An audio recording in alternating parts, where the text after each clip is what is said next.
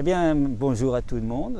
Merci d'être parmi nous pour cet atelier sur l'initiation à l'EFT. C'est le troisième atelier qui concerne les 3 clés pour la gestion du stress, après celui concernant les fleurs de Bach et puis celui de l'aromathérapie. Alors dans cet atelier, on va apprendre en fait à libérer ce qui occasionne le stress. On va aller sur les causes du problème. On a pu voir avec les fleurs de Bach comment elles agissaient sur le plan au niveau énergétique. On a vu que avec les huiles essentielles, on était sur le côté un peu plus physiologique. Et bien l'EFT, on va être encore une fois dans le domaine énergétique et on va essayer de comprendre comment nous pouvons, chacun d'entre nous, nous pouvons nous libérer de tout ce qui nous perturbe.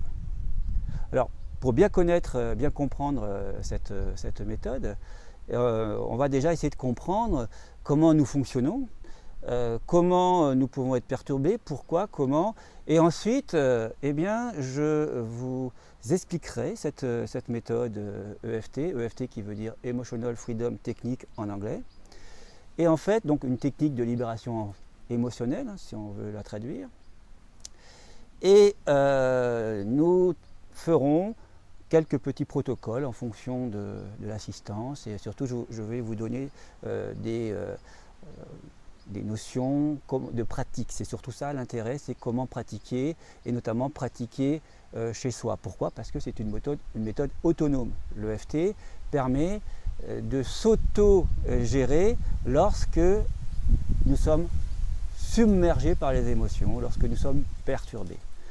Donc vous comprenez que c'est une méthode non seulement autonome, mais qui permet d'intervenir soi-même. On n'est pas obligé de subir en permanence la perturbation des émotions et puis d'avoir toujours besoin des services de quelqu'un pour s'en sortir, mais nous avons ce pouvoir. Alors, EFT, Emotional Freedom Technique, il faut savoir qu'en anglais, sur le mot technique, il y a un S.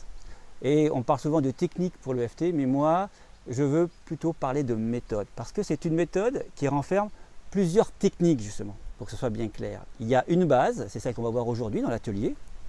Cette base va vous permettre, dès ce soir, de pratiquer l'EFT pour vous et pour votre entourage. Et à côté de cela, il y a plusieurs techniques que, en pratique de cabinet, j'utilise en fonction des besoins, en fonction des patients. Et ces techniques, je les ai au départ tirées du travail de Gary Craig. Gary Craig qui est celui qui a donné à l'univers l'EFT, j'insiste bien là-dessus, hein, ces termes. Il a donné à l'univers cette méthode et avec différentes techniques. Et des techniques qui sont bien précises, que moi j'utilise régulièrement, et ensuite il y a d'autres techniques qui sont venues se rajouter, et puis toutes celles que l'on peut même soi-même mettre en place. Mais là, cela demande déjà une expérience de l'EFT. Nous aujourd'hui, on va s'arrêter sur la base de l'EFT, comment ça fonctionne, pourquoi ça fonctionne, et puis comment l'utiliser. D'accord?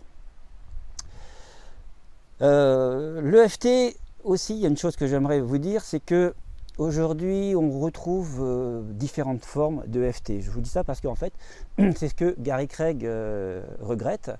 Et il demande, puisque moi je suis là pour vous initier et que je suis formateur, entre autres, de l'EFT, il nous a demandé à nous autres qui sommes formateurs de nommer notre EFT. Parce que nous avons différentes sortes d'EFT qui ne conviennent pas forcément à Gary Craig, pour des raisons bien précises, hein. Et donc moi j'ai nommé mon EFT Équilibre Santé pour bien expliquer que c'est mon EFT que je propose en sachant que j'utilise ce que prône Gary Craig, donc à partir de ce qu'il a mis en place, et ensuite ce que j'utilise en dehors, je l'utilise avec des principes, avec des connaissances bien précises, et cela n'appartient qu'à moi. Et quand je fais mes formations, eh bien, j'explique pourquoi et comment fonctionnent ces autres techniques, mais nous, on va rester sur la base de Gary Craig. Voilà, ça c'est très important parce que pour respecter ce que nous demande Gary Craig, je tenais donc déjà à le positionner. Donc ce que je vais vous proposer, c'est une initiation, mais en restant sur la base même de ce que Gary Craig a mis en place. Alors pour comprendre le EFT, puisqu'on travaille sur les émotions, c'est une technique de libération émotionnelle. Alors, technique de libération émotionnelle, on peut en discuter parce qu'en fait, on ne va pas libérer les émotions. Parce que parfois, j'ai des personnes qui me disent « mais attendez, comment vous voulez libérer des émotions? Les émotions, c'est fait pour être vécu, etc. etc. » C'est tout à fait vrai. La seule chose, c'est que dans les émotions, il y a des intensités et surtout, parfois, il y a des perturbations. Il y a une différence entre une peur d'être renversé par une voiture lorsque celle-ci nous fonce dessus et puis la phobie des voitures si je ne suis pas au milieu des voitures, si je suis dans mon lit en train de dormir et j'ai la phobie des voitures. Vous voyez, il y a quand même une différence, on voit laquelle. Et ce qu'on s'aperçoit aussi, c'est que nous ne vivons pas toujours les mêmes perturbations les uns les autres. Il y a des choses qui vont vous perturber, vous, et puis moi, ça ne va pas être les mêmes choses. Ce qui vous perturbe vous, ben moi, à la limite, ça ne me perturbe pas.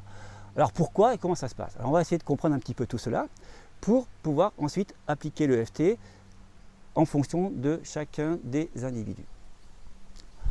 Commençons déjà par comprendre ce qu'est le stress. Alors moi, je pose toujours la question au départ, parmi l'assistance, quelles sont les personnes qui aimeraient se libérer du stress? Donc, parmi vous, est-ce qu'il y a des personnes qui aimeraient vous libérer du stress? Oui. Voilà, ouais. Ça, c'est généralement, quand on pose la question, tout le monde a envie de se libérer du stress. Eh bien, j'ai une mauvaise nouvelle, c'est que c'est pas possible, c'est impossible.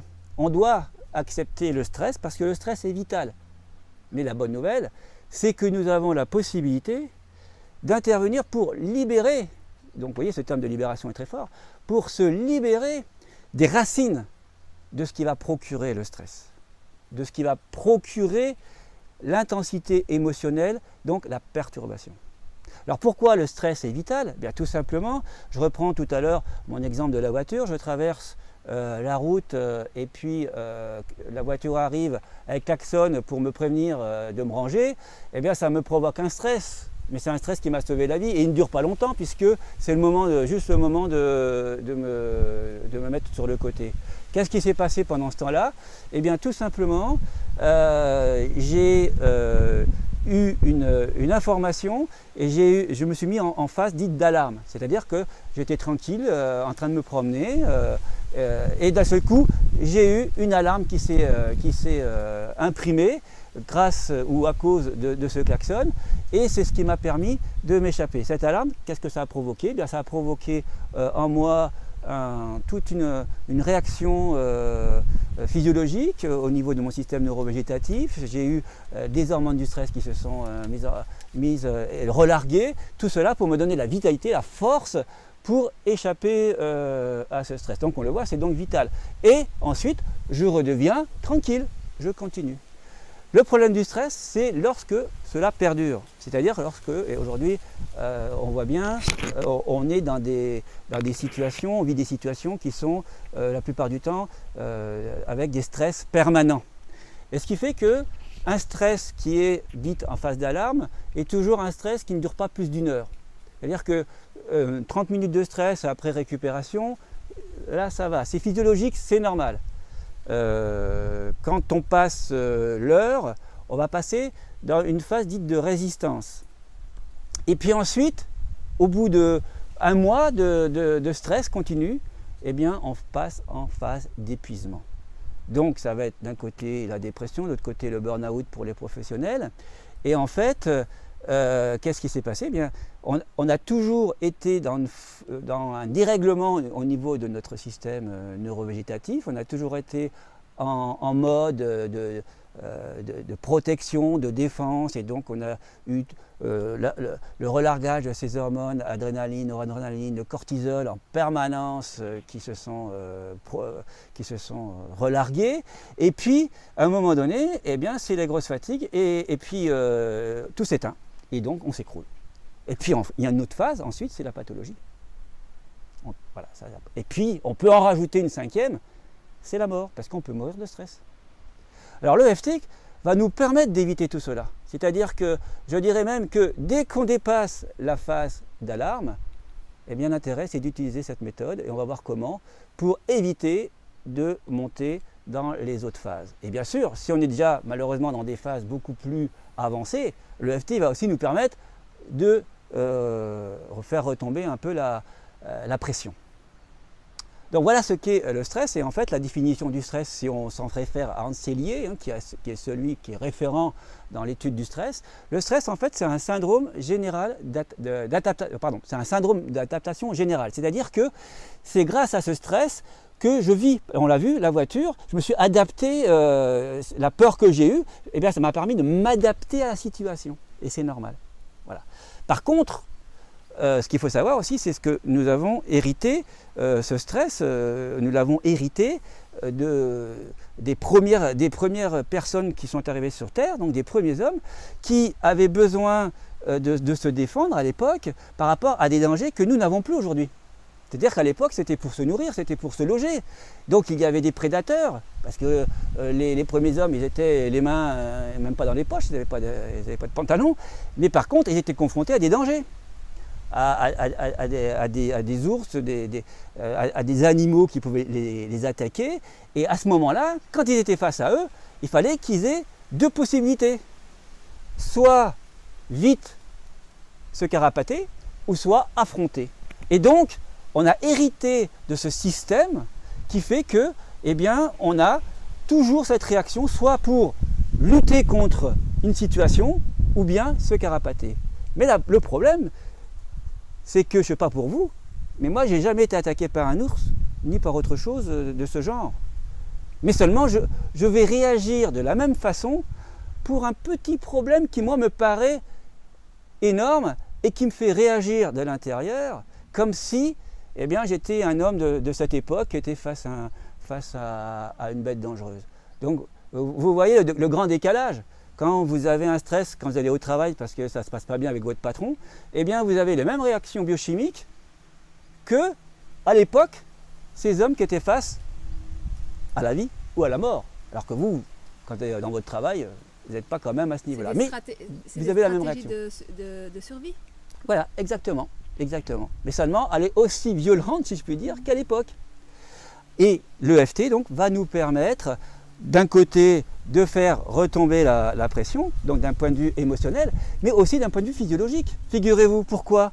Eh bien, puisque on est en train de s'épuiser, on est en relargage en permanence de ces hormones de stress, ce qui se passe, c'est que ça acidifie l'organisme, ça démobilise nos nutriments, parce que pour réparer, restaurer, eh bien, on va utiliser, parce que par exemple le cortisol, pour vous faire court, c'est une hormone qui va être inflammatoire.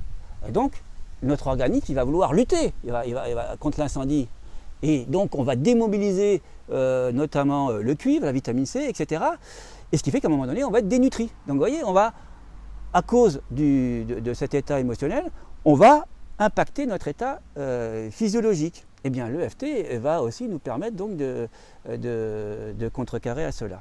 Donc, voilà pour ce qui est le stress. Hein, n'essayez pas de vous en libérer, vous n'y arriverez jamais. Au moins, vous allez gagner du temps par rapport à ça. C'est d'accord? C'est OK? Alors ensuite, qu'est-ce qui se passe? Parce que, en fait, c'est bien beau, mais qu'est-ce qui fait que, encore une fois, vous allez être stressé, vous allez être complètement impacté à la vue d'un serpent, et moi pas, ou vice-versa, moi et moi pas. Qu'est-ce qui fait la différence? Parce que, évidemment, si vous avez cette crainte des serpents, moi je vais pouvoir essayer de vous expliquer que vous ne craignez rien, parce que moi je n'ai pas la même idée, moi j'ai pas la même peur, et on ne va même pas se comprendre, parce que vous allez vouloir me convaincre qu'un serpent c'est dangereux, et puis moi je vais essayer de vous convaincre qu'un serpent ce n'est pas dangereux. Ça, on va pouvoir rester pendant des heures à discuter là-dessus et on ne s'en sortira pas. Deuxième chose, c'est qu'en plus, est-ce que vous avez déjà vu un serpent? Peut-être même vous n'avez jamais vu de serpent. Mais seulement vous avez peur quand même du serpent. Qu'est-ce qui fait que l'un a peur et pas l'autre? Elle est née avec cette peur? C'est une peur innée? C'est une peur acquise. Acquise comment? Eh bien, par rapport à ses expériences, par rapport à ce qu'on lui a peut-être dit. Peut-être que quand elle était enfant, eh bien, on lui a donné cette peur. On lui a dit, fais attention, ne va pas dans l'herbe, tu risques de te faire mordre par un serpent. Et puis, ça peut être aussi un héritage émotionnel, parce que si j'ai un grand-père qui est mort d'une morsure de serpent, je peux avoir, moi, intégré dans la mémoire du corps. Au niveau des gènes, on sait qu'aujourd'hui, il y a ces empreintes-là, effectivement. Et ce qui fait que, notamment, s'il y a un grand-père qui a effectivement subi ce problème, eh bien, il va y avoir deux choses. C'est que pourquoi ça s'est impacté au niveau de votre, au fond de vous, au niveau cellulaire, et bien tout simplement parce qu'aussi il y a une surprotection qui a été faite autour, parce que comme il y a eu un choc à un moment donné, et bien après ça a été, ce fait-là a été toujours relaté, et on a toujours fait en sorte de mettre une protection en disant attention, ça c'est dangereux. Donc effectivement, il y a ce qui a été hérité à un moment donné, puis en plus ce qui a été toujours mis en croyance, que puisqu'il y a un grand-père qui est mort une fois de la morsure d'un serpent, ça veut dire qu'à chaque fois qu'il y a un serpent, on risque d'être une morsure et de succomber. Donc effectivement, on a ces deux notions qui se rejoignent, mais on est sur des notions, encore une fois, acquises. Donc puisque ça a été acquis, on peut le retirer. Ce n'est pas comme si c'était inné. Et c'est ça la grande possibilité que nous avons. C'est que tout ce dont nous souffrons, qui n'est pas inné, mais qui est acquis, nous pouvons nous en défaire. C'est-à-dire que, pour faire court, moi je prends deux voies. Il y a la voie de l'infusion et la voie de la diffusion.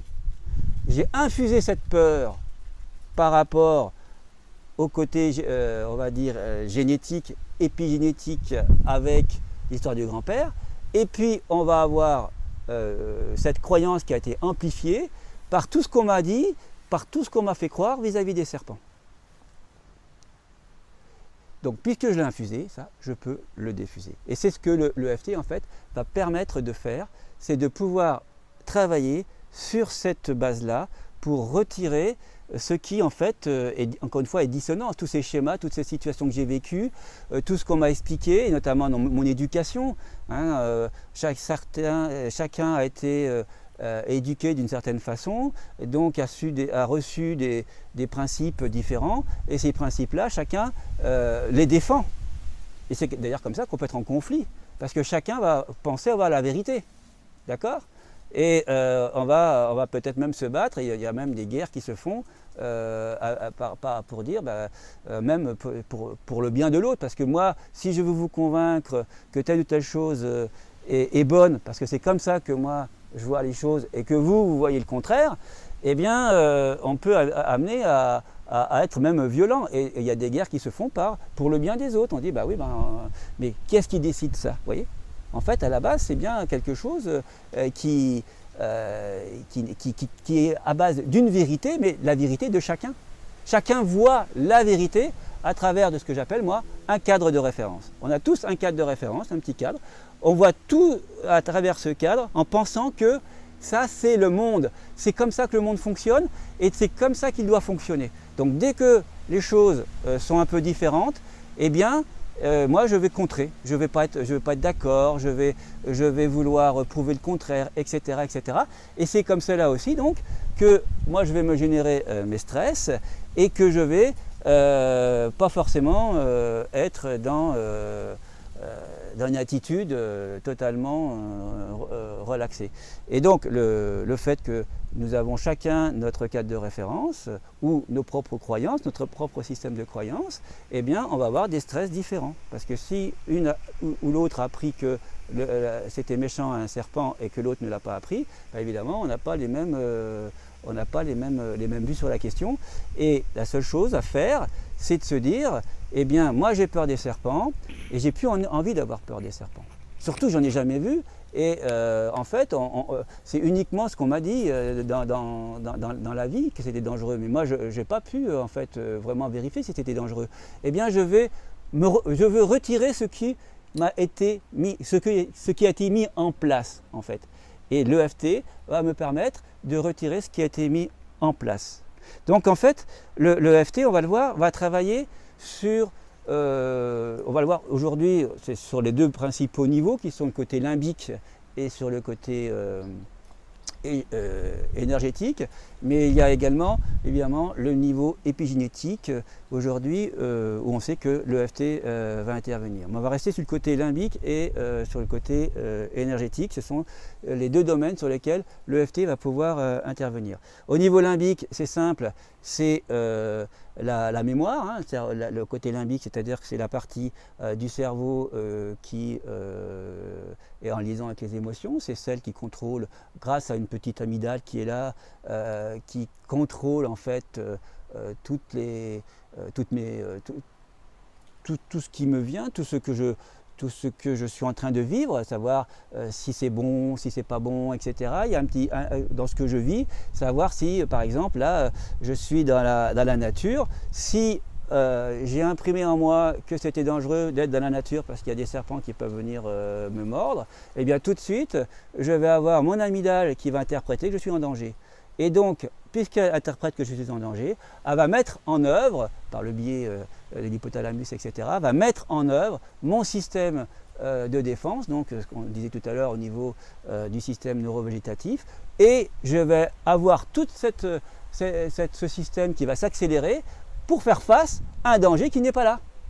Parce qu'il n'y a pas de serpent, je n'en ai pas vu encore. Mais seulement, c'est comme s'il y avait un serpent. Mon amygdale interprète que je suis en danger. Alors bien sûr, vous pouvez me dire, puisque tu sais que tu n'es pas en danger, tu peux te raisonner et puis tu ne vas pas avoir toute cette chimie qui va se mettre en place et que tu restes tranquille. Eh oui, mais ça ne se passe pas comme ça. Vous allez comprendre pourquoi. Parce que si c'était le cas, eh bien, ça m'arrangerait dans certains cas, mais seulement, ça me coûterait peut-être la vie dans un autre cas. Je reprends l'histoire de ma voiture. L'histoire de ma voiture, c'est exactement la même chose. Je suis en train de traverser, coup de klaxon, tout de suite analyse au niveau du cerveau, tout de suite l'information passe que je suis en danger et c'est immédiat. Je ne mets pas 10 minutes à réagir. Vous êtes d'accord? Je réagis de suite, c'est immédiat. Pourquoi je réagis de suite? Parce que le fait que l'amygdale, que j'appelle moi la petite frontière, pour moi c'est la petite frontière, celle qui dit ouais, t'es en danger, t'es pas en danger, celle qui filtre. À partir du moment où elle a filtré que j'étais en danger, l'information n'est pas montée plus haut au niveau du cerveau, n'est pas venue au niveau du cortex frontal, là où il y a le raisonnement, là où il y a la pensée. C'est-à-dire que là où j'aurais pu me dire, par exemple, eh bien, il n'y a pas de serpent, j'ai pas peur. Mais si j'avais pu me dire ça pour l'histoire de la voiture, ben, j'aurais été écrasé. Parce que le temps que l'information arrive, la voiture klaxonne, et puis moi pendant ce temps-là, je suis en train de réfléchir, ah bah tiens, il y a une voiture qui est en train de klaxonner, et ça veut dire qu'il faut que je me dérange. Ben, j'ai pas le temps de finir ma phrase, hein, et je me suis fait écraser. Donc vous voyez, là ça me sauve la vie. Donc vous voyez, nous sommes bien fichus. Mais seulement, si on a intégré des faux schémas, eh bien on va vivre avec. Donc ça c'est la première chose. D'ailleurs, c'est ce qui fait aussi la différence, parfois quand on dit aux personnes qui n'ont pas de volonté pour changer de comportement. Quelqu'un qui fume, par exemple, et puis qui veut arrêter de fumer, et puis que dès qu'il se retrouve en stress, il se remet à fumer. On va dire, il a pas de volonté. Ben non, c'est pas que ça, parce qu'on le voit bien. Il a la volonté, il a pris conscience que c'était pas bon, il va arrêter de fumer. Le problème, c'est que quand il se retrouve en mode de stress, il a plus le temps de réfléchir en se disant, non, bah ça va, je suis pas en stress, c'est pas la peine que je fume. Non, tout de suite, l'amygdale met en place, le système se met en place pour la protection au niveau de la survie, et puis bah, la protection que j'ai mis en place à un moment donné, qui est la cigarette, elle se met automatiquement. Voilà donc comment nous fonctionnons, tous. Donc ça se traduit comment en fait? Ça se traduit que nous avons tous un comportement bien précis, et puis différents les uns des autres. Et c'est là que l'on comprend pourquoi aussi, que pour un même style de stress, par exemple pour le serpent, eh bien, on ne va pas le traiter de la même façon d'une personne à l'autre. Pourquoi, à votre avis? Parce que d'une personne à l'autre, ce n'est pas la même infusion qui a été faite. Puisque chacun a eu une éducation, a eu des choses qui se sont acquises différemment. Donc, avec l'EFT, on va travailler individuellement pour le même problème avec ce qui s'est réellement passé chez cette personne. L'autre personne, c'est le même problème, oui, mais il y a une autre cause, etc., etc., etc. Donc en fait, l'EFT va permettre d'intervenir sur mon état comportemental. C'est pour ça aussi qu'on appelle l'EFT une méthode donc, de cognitivo-comportementale. Voilà. On appelle ça aussi une méthode de psycho-énergétique. Alors qu'est-ce que c'est que la psycho-énergétique? C'est tout simplement des méthodes de psychothérapie qui prennent en compte l'ensemble de l'individu, puisque, on va le voir dans un deuxième temps, on va travailler sur le système énergétique pour aller vraiment débloquer ce qui a été mis en place à un moment donné dans notre vie au niveau de l'intensité émotionnelle. D'accord? Donc, rappelez-vous, c'est le comportement. Ça, c'est important.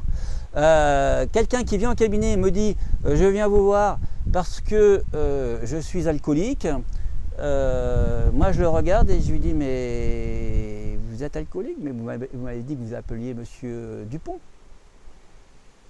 Ah oui, donc c'est ça votre identité. Votre identité, c'est pas alcoolique. Vous êtes Monsieur Dupont. Et je lui explique, en fait, vous n'êtes pas né alcoolique. Ah ben non, je suis devenu. Donc, j'ai acquis un comportement. Ça, c'est important. Je ne suis pas le problème. Parce que des fois, les personnes disent « Oh là, je m'en sortirai jamais, je suis comme ça depuis. Puis ma mère était comme ça, et ma grand-père. Oh. » D'un air de dire bah, c'est fichu pour moi. Mais non. Puisque c'est acquis, je fonctionne avec un comportement peut-être qui allait très bien jusqu'à un certain moment, mais maintenant je veux m'en départir. Eh bien, je vais pouvoir donc intervenir avec l'EFT sur le comportement. Le problème, en fait, c'est pas l'alcool, c'est pas le serpent, c'est pas la voiture. Tout ça, ça a raison d'être. Le problème, c'est quoi? C'est ce que je ressens. C'est mon ressenti et du moment. Quand je vais aller travailler pour diffuser ce qui a été acquis, la perturbation émotionnelle, je vais toujours, et ça c'est la deuxième chose qu'il faut que vous notiez bien, je vais toujours m'intéresser à mon ressenti dans le présent. C'est-à-dire que si j'ai actuellement une grande tristesse par rapport à un événement qui s'est passé il y a quelques années, eh bien ce n'est pas la tristesse d'il y a quelques années dont je vais m'occuper, c'est la tristesse qui demeure encore maintenant. Donc c'est le ressenti. Ce n'est pas la personne qui m'a rendu triste, ce n'est pas sur cette personne que je vais travailler. Comme ce n'est pas le serpent, ce n'est pas la voiture, ce n'est pas l'alcool. C'est ce que je ressens aujourd'hui. Donc c'est le comportement qui m'intéresse par rapport à ce que j'ai acquis et ce qui n'est pas inné. Donc ça veut dire que je peux ressortir, diffuser. Et 2, je m'intéresse au ressenti.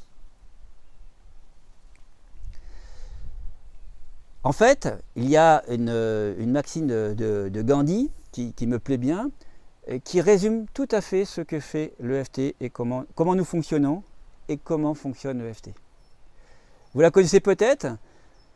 Il disait « De mes croyances naissent mes pensées.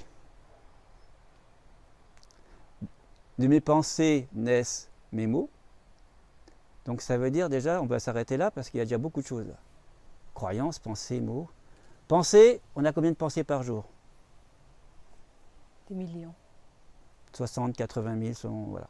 Donc vous voyez, et puis c'est automatique, hein, vous n'êtes pas en train de réfléchir à ce que vous êtes en train de penser.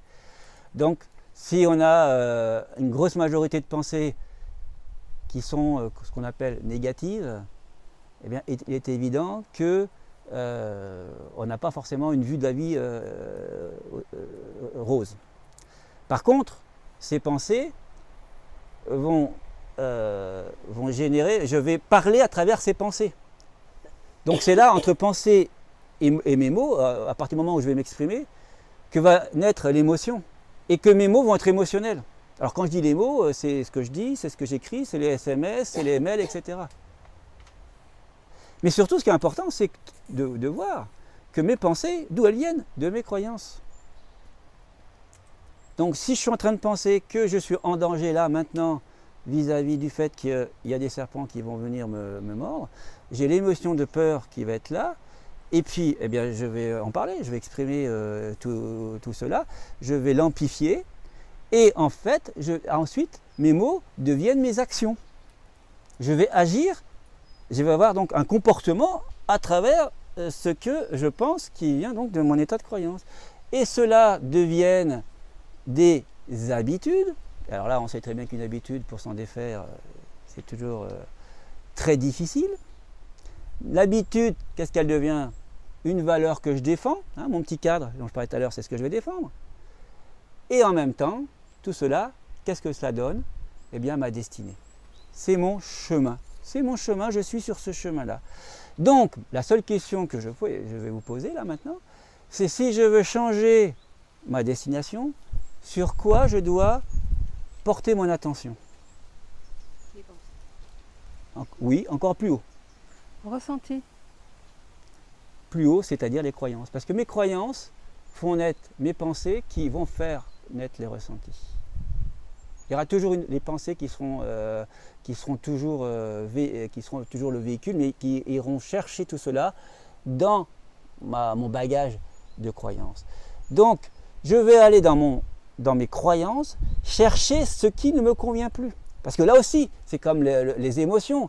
Il faut bien s'entendre dans la syntaxe, c'est-à-dire que on dit des fois, bah oui, mais moi je veux pas changer mes croyances, je veux pas changer toutes mes croyances. Moi, il y a des choses qui me plaisent et il y a des choses. Oui, cela dit, vous avez un ressenti qui ne va pas actuellement. Eh bien, on va aller tout simplement pour le diffuser, puisque c'est quelque chose on a vu qui était acquis. Il était acquis, donc où est-ce qu'il se trouve? Dans mon système de croyances. Eh bien, je vais aller chercher dans mon système de croyances ce que je change. En fait, c'est très simple. C'est comme un ordinateur. On a tous des ordinateurs. Moi, j'ai un ordinateur. Je ne sais pas trop comment ça fonctionne à l'intérieur, mais seulement j'ai appris à faire fonctionner mes logiciels et mes fichiers, mes dossiers. Donc, on a une mémoire, un disque dur. On peut dire comme le côté limbique de notre au niveau physiologie.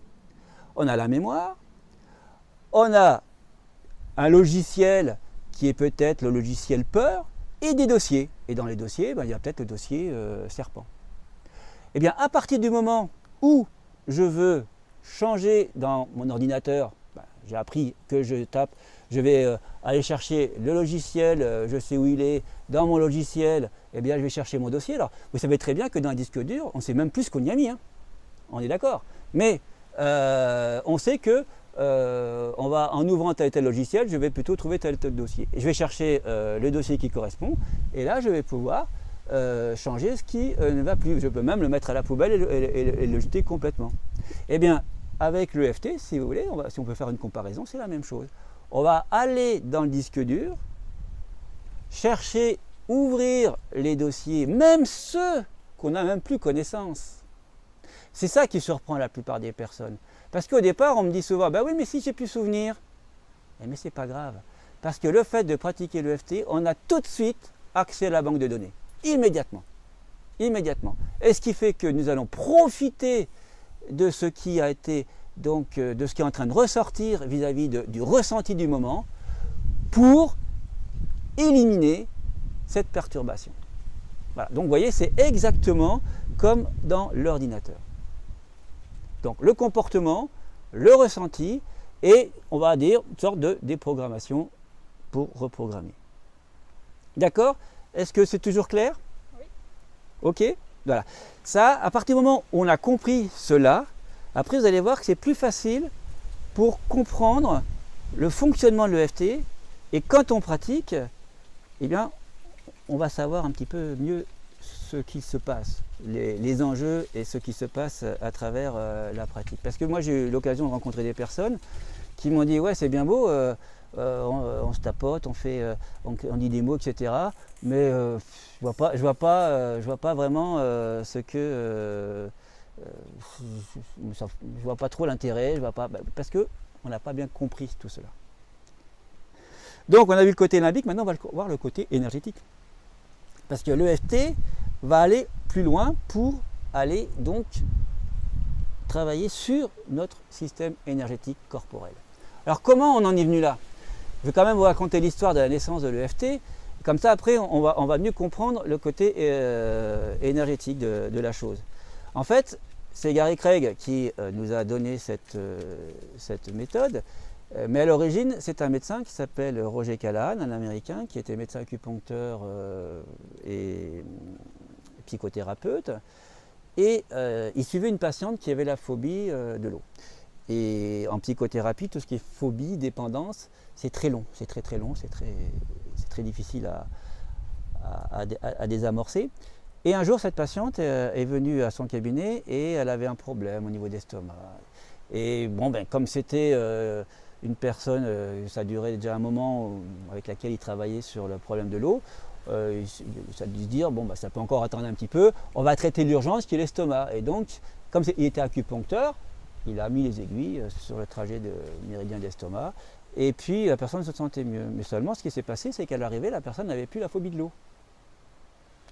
Alors là, Callahan, il dit, ça c'est incroyable, on n'a rien fait, et puis aujourd'hui on n'a rien fait, et puis c'est là qu'elle a plus la phobie de l'eau, donc ils ont allé à la piscine, tout ça, et tout fonctionnait bien. Alors pour lui c'était un truc de fou. Mais en fait, après il s'est dit, mais si, j'ai quand même fait quelque chose. J'ai travaillé sur le trajet du méridien, donc d'un circuit énergétique. Alors du coup, il en parle, c'est là qu'il en parle à Gary Craig. Hein, et puis, alors j'étais pas là bien sûr, mais la teneur était à peu près celle-ci, en disant là, il est certain qu'il y a un lien entre l'émotionnel et les systèmes énergétiques. C'est sûr. Gary Craig il dit ok, mais seulement avant de le raconter et puis d'en parler un peu partout, il va peut-être falloir le prouver, parce que c'est bien beau de dire que toi tu as vu ce résultat, mais il faut que ça soit reconductible, et donc c'est là que les études ont commencé. Entre parenthèses, l'EFT fait partie des méthodes de psychothérapie les plus étudiées. Aujourd'hui, il y a des centaines de publications. C'est une méthode donc qui est hyper validée. Aux États-Unis, l'EFT fait partie des méthodes classiques pour travailler sur tous les processus liés au stress, au trauma, etc. Alors donc, là-dessus, Callahan s'est mis à la recherche, à travailler pour mettre en place une méthode pour traiter ce genre de choses. Et donc, ce qu'il a trouvé ne convenait pas forcément à Gary Craig parce que ce n'était pas autonome. En fait, il fallait tester chaque méridien. Lui, Callahan, il s'est dit, on va tester quel méridien est impacté par rapport à l'émotion de mon patient. Parce qu'il avait compris que chez la personne qui avait eu la peur de l'eau, c'était entre autres le méridien d'estomac qui était impacté. Coup de bol, hein, c'était ce qui se passait là. Mais s'il avait fait sur le foie, peut-être qu'il n'aurait pas eu. Mais là, c'était le bon. Mais seulement après, quand vous avez quelqu'un en face de vous qui a un profond chagrin, qui a un profond trauma, et puis qui ressent une émotion forte, et vous savez comment on va savoir quel méridien est impacté. Alors Callahan, il s'est dit, on va les tester. Mais Gary Craig, il dit, oui, mais là, moi, ça ne me convient pas. Parce que, ok, on va peut-être savoir quel méridien ne fonctionne pas, mais seulement ce n'est pas autonome. Il faudra toujours que la personne aille voir quelqu'un pour tester. Donc il a dit, moi je veux mettre en place quelque chose que tout le monde peut utiliser. Et c'est comme ça qu'est né l'EFT, parce que l'idée qu'il a eue, c'est tout simple. Il s'est dit, on a 14 méridiens. Eh bien, il suffit de travailler sur les 14 méridiens. Comme ça, on est sûr qu'à un moment donné, on va tomber sur le méridien qui est impacté. Voilà. C'était aussi simple que ça. Donc ça, on va le voir par la suite. Donc voilà comment est né l'EFT. Et donc comment, dans notre... comment on a compris qu'il y avait véritablement un lien entre l'état émotionnel et le niveau énergétique corporelle. Alors bien sûr, ça fait des milliers d'années en médecine chinoise que les Chinois avaient déjà mis en place. Mais la seule chose, c'est que jusqu'à maintenant, on n'avait pas de preuves et on n'avait pas de moyens de prouver. Or, aujourd'hui, avec les moyens que nous avons, eh bien, on a pu faire beaucoup d'études et démontrer bien l'efficacité et le fonctionnement de cette méthode. Et c'est ce qui fait qu'encore une fois que c'est une méthode qui est validée et hyper efficace. Donc voilà la naissance de l'EFT. Alors au niveau énergétique, qu'est-ce qui se passe? Parce que maintenant il faut comprendre ce qui se passe. Au niveau limbique, je pense que c'est clair. Hein, ça c'est le souvenir, c'est classé, ça fait déclencher le système neurovégétatif, ça ok. Mais au niveau énergétique, eh bien voilà en fait ça se passe à trois niveaux. Vous avez le souvenir. Alors le souvenir, tous les sens peuvent être en exergue. C'est-à-dire que vous pouvez avoir un souvenir qui vous remonte à la vue de quelque chose, à l'odeur de quelque chose, au son, d'accord? Et immédiatement, vous vous retrouvez dans l'émotion. Mais comment on se retrouve dans l'émotion? Après que notre système énergétique soit impacté. Alors pour le comprendre, il s'est passé il y a 10 ans un accident. J'ai eu un accident il y a 10 ans, bien précis. Tout va bien maintenant, hein, plus de séquelles ni rien. Donc vous voyez, on va dire finalement, il n'y a pas lieu, il n'y a pas de problème apparent. Mais depuis 10 ans, je ne suis plus capable de passer à l'endroit où j'ai l'accident. Parce qu'il suffit d'y passer et tout de suite, je me retrouve au même niveau d'émotion qu'il y a 10 ans. Bon, donc, je n'y vais plus. C'est simple. Par contre, le problème, c'est que parfois, je me retrouve dans des endroits qui ressemblent à l'endroit où j'ai eu l'accident. Et ça, je ne m'y attendais pas. Et je me retrouve dans les mois. Alors là, c'est un peu plus impactant. Ensuite, je peux avoir aussi, dans la discussion, des mots qui me ramènent à travers ma pensée à l'accident. Et je me retrouve encore impacté. Ça peut être l'odeur, une odeur que j'ai conservée de l'accident. Si c'était un accident de voiture, ça peut être l'essence, ça peut être l'huile, etc. Peu importe. Donc, vous voyez, quelque chose dont je ne souffre pas aujourd'hui, là, eh bien, j'en conserve les séquelles émotionnelles. Et j'en suis donc totalement prisonnier. Eh bien, ça, on peut s'en sortir. Parce que qu'est-ce qui s'est passé il y a 10 ans? Eh bien, il y a eu comme un parasitage au niveau d'un de mon système énergétique. Comme à cette dame, avec la phobie de l'eau, il y a eu un parasitage au niveau du méridien de l'estomac. Eh bien, moi, il y a 10 ans, il y a eu un parasitage sur l'un de mes méridiens. Il suffit uniquement que je rééquilibre cette énergie pour que ce soit terminé. Eh bien, l'EFT, c'est ce que l'EFT permet. En allant tapoter sur les 14 méridiens pour être sûr de rééquilibrer le méridien qui est défaillant. Voilà. Donc, le système énergétique corporel, et Gary Craig, la phrase culte de Gary Craig, c'est que toute émotion négative est une perturbation du système énergétique corporel. Donc 1, le souvenir qui me revient. 2, j'ai le système énergétique qui saute, comme les plombs dans ma maison. Et 3, j'ai l'émotion qui est là. Donc comme je dis comme à la maison, eh bien c'est-à-dire que vous avez un compteur, vous avez un disjoncteur, vous avez des fusibles et vous avez des prises de courant. Imaginez que vous ayez 14 prises de courant, que tout fonctionne bien jusqu'à un moment donné, et que pour une raison ou pour une autre, il y a une défaillance dans votre compteur, et le jour où vous mettez votre machine à laver, la vaisselle ou le linge, tout saute. Parasitage. Vous allez remettre le disjoncteur, ou changer, voilà, c'est aussi simple que ça. Vous rebranchez la machine à laver, ça ressaute. C'est exactement comme à chaque fois que je me recentre sur l'accident, eh bien, mon système va ressauter.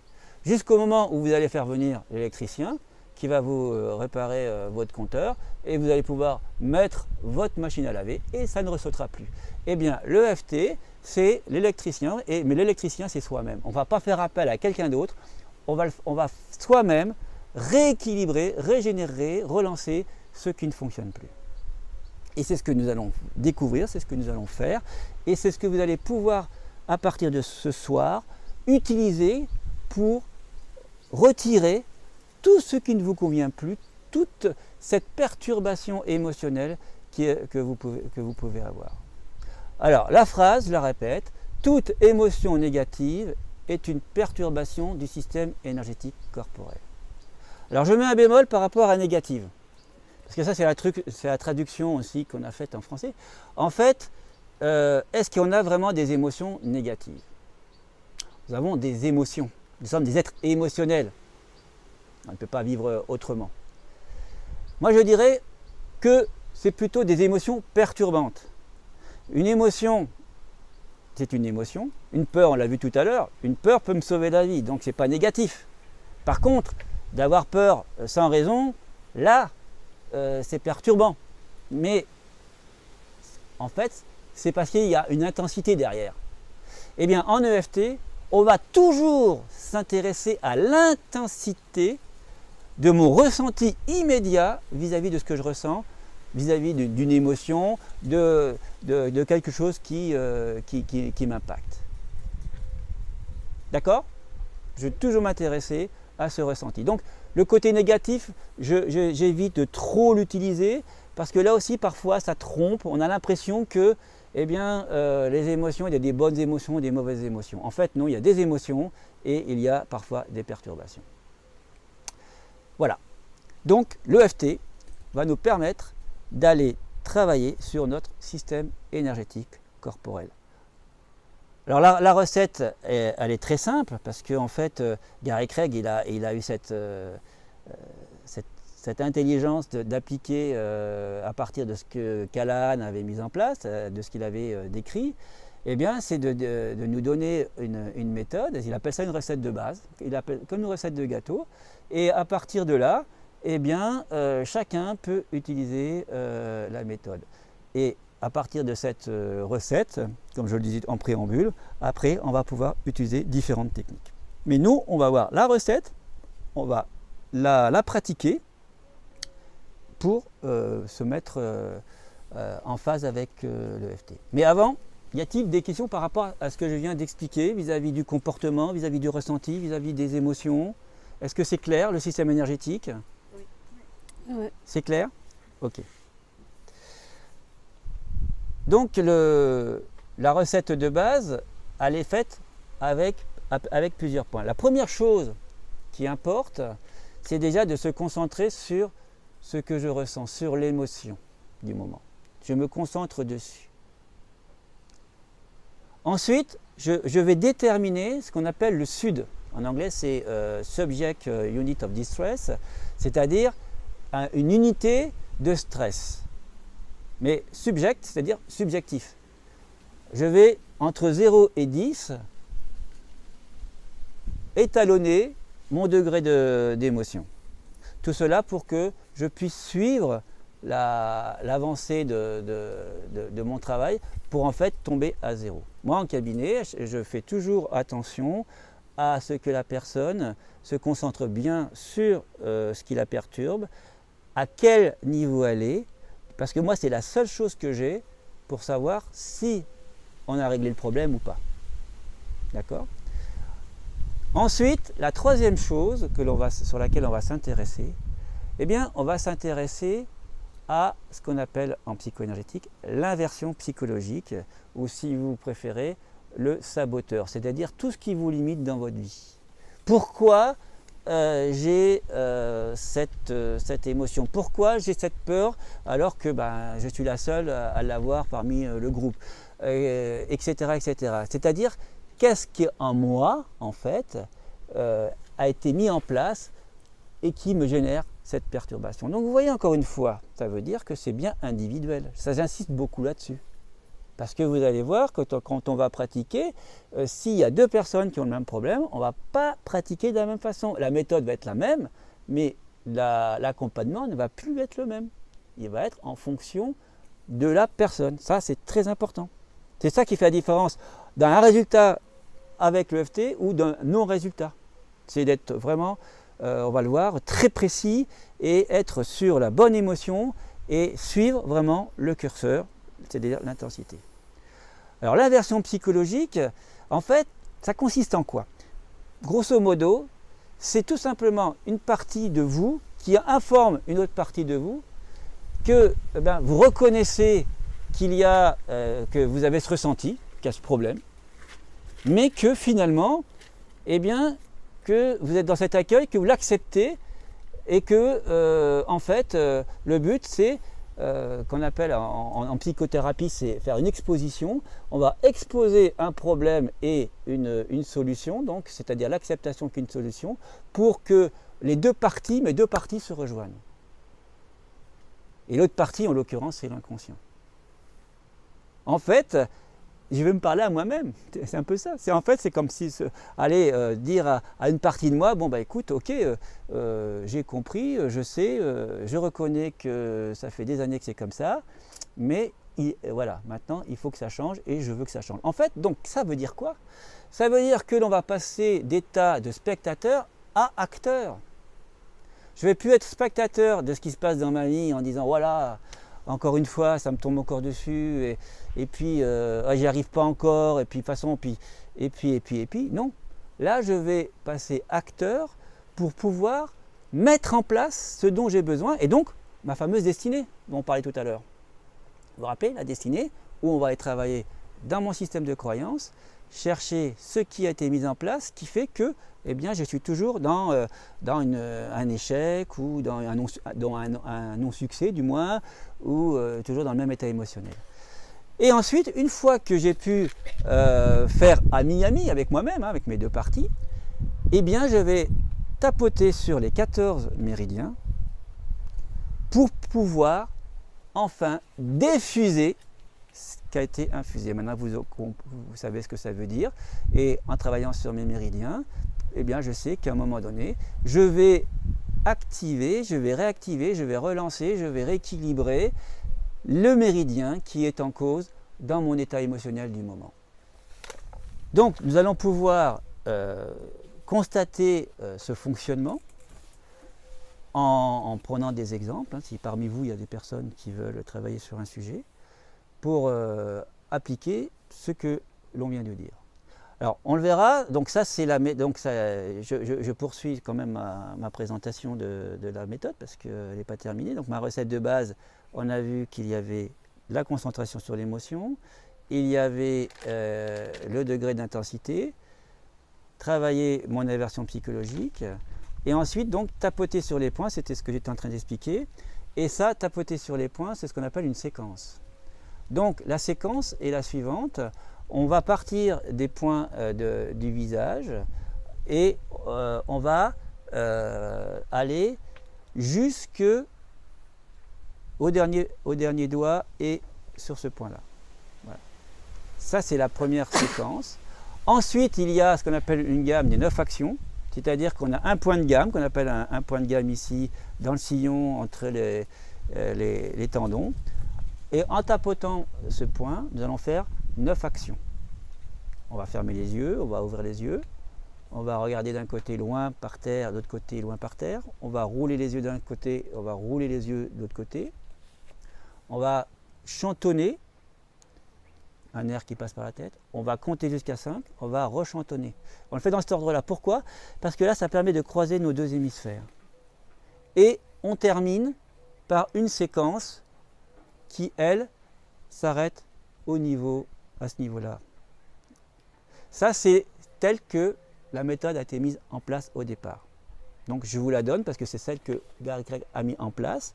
Ensuite, elle appelle ça la méthode longue. Elle n'est pas longue du tout, mais on l'appelle la méthode longue. L'avantage, c'est que nous savons que les méridiens sont connectés les uns avec les autres. Eh bien, il y a la méthode raccourcie qui, très souvent, on n'utilise que les points du visage et les points du corps. Personnellement, à quel moment j'utilise les points des doigts et ma gamme des 9 actions? C'est toujours au début de séance pour faire un travail, je dirais, un petit peu plus large. Et puis également lorsqu'on est sur des gros sujets impactants. À ce moment-là, je vais utiliser les doigts, le tapotage des doigts et le travail la gamme des 9 actions. Voilà. Alors, ce qu'il faut remarquer avant de passer à la pratique, c'est que nous sommes sur une méthode douce, non traumatisante. C'est une méthode donc dite de thérapie brève. Alors cela ne veut pas dire qu'il ne va pas y avoir des petites réactions. Mais ça ne dure jamais longtemps. Et le fait qu'on ne soit pas non plus à toujours ressasser le problème, ça évite d'être aussi toujours dans l'émotion. Et d'être mal, et surtout d'enquister le problème. Ensuite, il y a 3 choses au moins à bien connaître pour être assez juste dans la pratique. C'est 1, on va travailler sur tous les aspects qui sont en liaison avec mon ressenti. Donc ça, on va voir comment on fait, mais ça, c'est très important. 2, être très précis quand on va notamment verbaliser sur les tapotages, c'est-à-dire que s'il y a des dates, s'il y a des prénoms, des choses le plus précisément possible. Et 3, être persévérant. Voilà.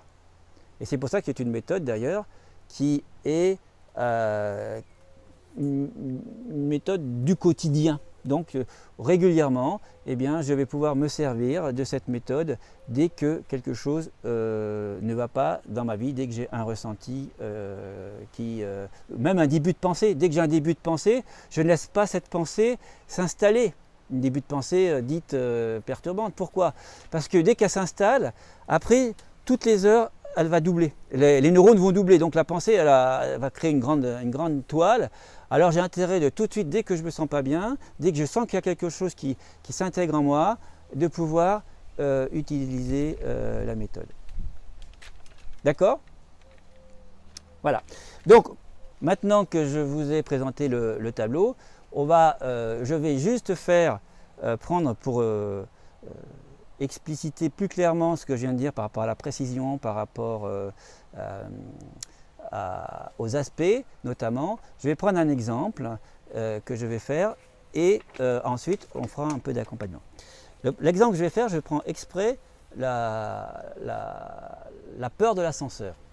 Je prends la peur de l'ascenseur tout simplement parce que ça va me permettre de bien mettre en place ce que je viens d'expliquer. Si j'ai peur de l'ascenseur, qu'est-ce qui va se passer? Ici, il n'y a pas d'ascenseur, on est d'accord, donc j'ai pas de peur, tout va bien. Mais seulement, parce que moi, mes patients, quand ils viennent, ils ont peur de l'ascenseur, ils ne viennent pas avec leur ascenseur. Donc qu'est-ce que je fais? Je leur demande tout simplement, alors moi je leur fais mettre la tête dans les mains, de fermer les yeux et de se concentrer sur leurs problèmes, notamment l'ascenseur.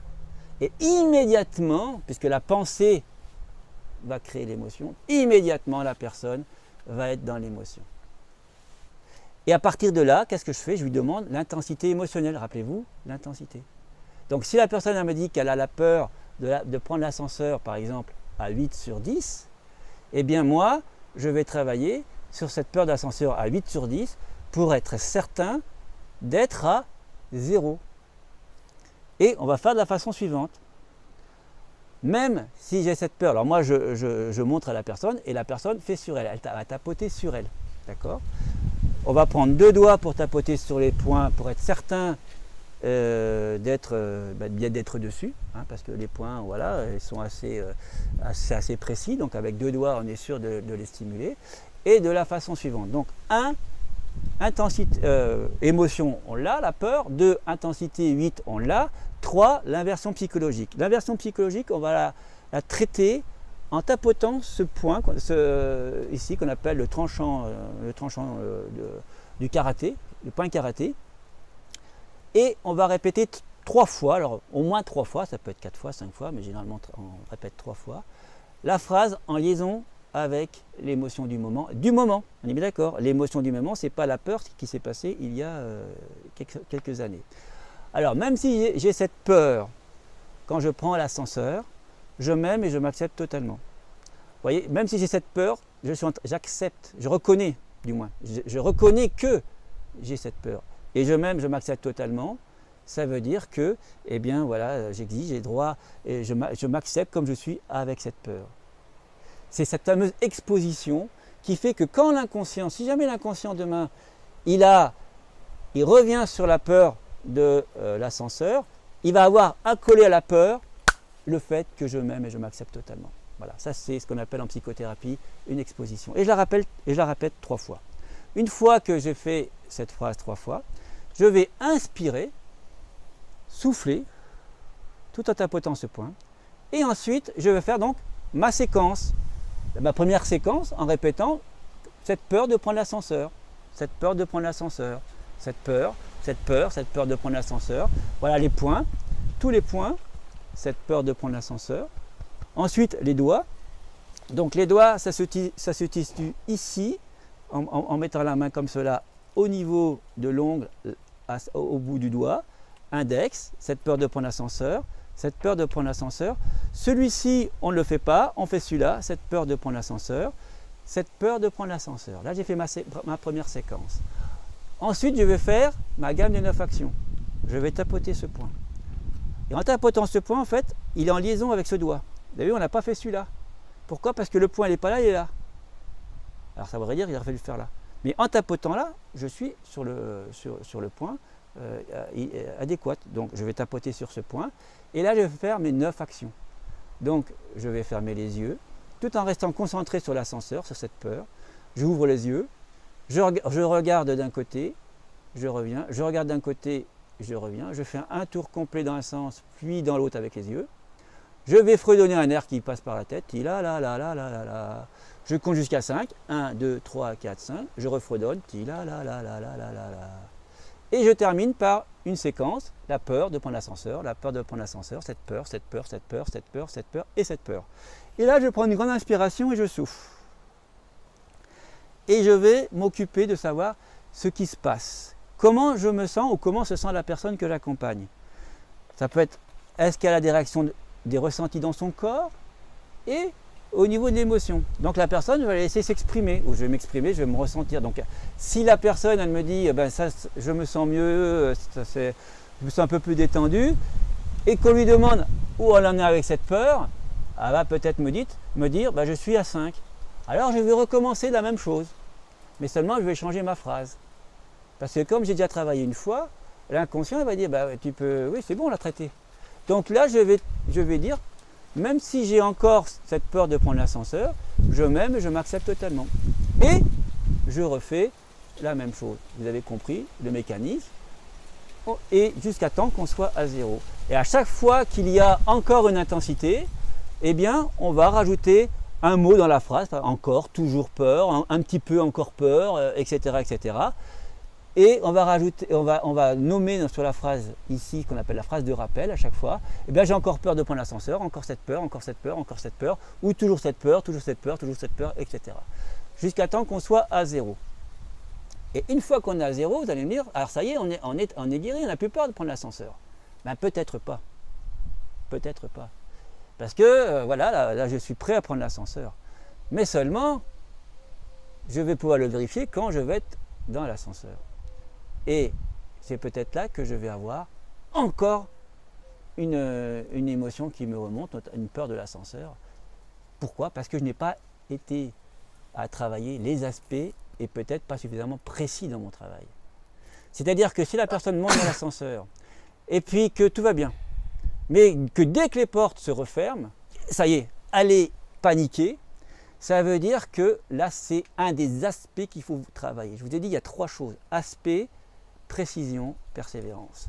Eh bien c'est ça un aspect, c'est pour ça que j'ai pris l'exemple de l'ascenseur, pour que vous compreniez bien comment on pratique l'EFT. Je vais m'occuper de l'aspect. Alors l'aspect, soit la personne va l'avoir quand elle va être en phase avec l'ascenseur, mais très souvent, je vous l'ai dit tout à l'heure, le disque dur, quand on ouvre le disque dur, eh bien de toute façon, les choses viennent. C'est-à-dire que à un moment donné, la personne qui a cette peur de l'ascenseur, quand on va l'interroger, qu'est-ce qui est présent en vous, qu'est-ce que vous ressentez, la personne, c'est là qu'elle va dire « Ah, mais là, ça va mieux, mais seulement… Ah oui, moi, c'est quand les portes se referment que j'ai peur. Alors, je vais continuer à travailler là-dessus. Et ça va être, même si j'ai cette peur de prendre l'ascenseur quand les portes se referment, je m'aime et je m'accepte totalement. Ou même quand j'ai peur, quand les formes de l'ascenseur se referment, je m'aime et je m'accepte totalement. Et vous connaissez le principe, cette peur de prendre l'ascenseur quand les portes se referment, etc., etc. Là, on est précis, l'inconscient, il sait. Ah, ok, oui, ok, c'est ça. Ok, il a compris. Mais si on n'a pas été dans cette quête de l'aspect, eh bien, on aura passé à côté du résultat. Alors c'est pour ça qu'à chaque fois, il faut être concentré, si on accompagne la personne ou si on le fait sur soi, être concentré sur le ressenti de la personne, le ressenti que j'ai dans l'immédiat. Et ce qui vient sera toujours en liaison avec ce qu'on est en train de travailler. À l'époque, Gary Craig appelait ça la guirlande des pâquerettes, ce qui sortait. Et moi j'ai gardé ce nom, la guirlande, parce que parfois ça peut durer des minutes et des minutes et des minutes. Après chaque ronde, on appelle ça une ronde, quand on a fait un tour avec l'EFT, eh bien la personne va toujours ramener quelque chose, va ramener un aspect.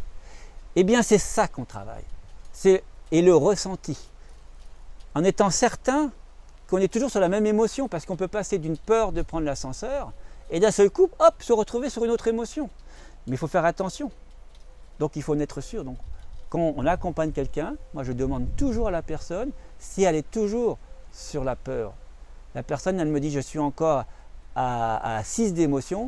Est-ce que c'est toujours de la peur? Ah non, maintenant c'est de la tristesse. Ah oui, et pourquoi? Elle me le dit et je retravaille. Donc, je suis sur les aspects et précis. Par exemple, la peur de l'ascenseur. Eh bien, si je veux aller encore beaucoup plus vite, parce que quand on est en thérapie brève, eh bien moi, je vais demander à la personne, depuis quand elle a peur de… Et si elle me dit, je ne sais pas, eh bien, on va travailler comme je viens de le dire. Mais à un moment donné, c'est peut-être là qu'elle va me dire, oh là, ça y est, ce qui me vient. Eh oui, c'est que je me suis retrouvé enfermé un jour. Ou alors, moi j'ai eu des cas, des personnes, enfants, ont été enfermés dans des caves ou dans des placards. Et c'est ça qui vient. Et si c'est ça qui vient là, la personne donc, qui a peut-être 50, 60 ans là, ça s'est passé quand elle avait 10 ans, je lui demande de se concentrer sur ce qui s'est passé. Et ce qu'elle ressent là, ce n'est pas l'intensité émotionnelle d'il y a 10 ans. Quand elle avait 10 ans, c'est là. Et des fois, la personne va se mettre à pleurer alors que là, eh ben, voilà, c'est cet enfant qui ressort là. Et on va travailler, ben, même si je ressens cette peur encore aujourd'hui, depuis cette histoire-là, pour être très précis, comme ça l'inconscient il sait bien, je m'aime et je m'accepte totalement. Donc, voilà. Donc en fait, l'EFT c'est un travail de détective. C'est aller chercher tous les éléments en liaison avec le problème. Et vous avez compris, ce n'est pas le problème qu'on traite encore une fois, c'est le ressenti de ceux en liaison avec ce problème. D'accord? Voilà, donc je pense que j'en ai assez dit par rapport à la présentation. Est-ce que quelqu'un veut travailler sur quelque chose, qui a envie de travailler sur une peur, une émotion, enfin une émotion particulière? Ouais, moi je veux bien. D'accord, donc approchez avec votre chaise. On va